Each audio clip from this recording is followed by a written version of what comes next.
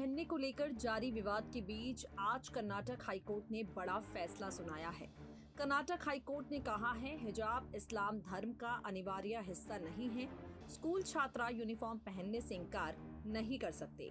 इसके साथ ही हाईकोर्ट ने मुस्लिम छात्राओं की तरफ से कॉलेज में हिजाब पहनने को लेकर इजाजत मांगने वाली याचिका को भी खारिज कर दिया है। हाईकोर्ट के इस फैसले के बाद एआईएमआईएम के चीफ असदुद्दीन ओवैसी का बड़ा बयान सामने आ गया है। ओवैसी ने हाईकोर्ट के फैसले पर असहमति जताई है और कहा है, मुझे उम्मीद है याचिकाकर्ता अब सुप्रीम कोर्ट का दरवाजा खटखटाएंगे।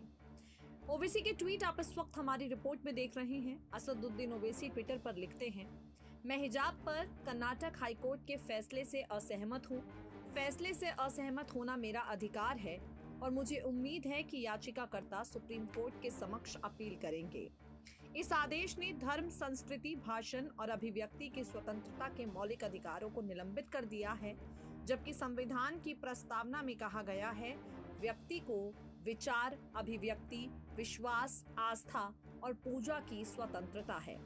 ओवैसी ने कहा, अगर ये मेरा विश्वास है कि मेरे सिर को ढकना जरूरी है तो मुझे इसे व्यक्त करने का अधिकार है। एक धर्मनिष्ठ मुसलमान के लिए हिजाब भी एक इबादत है।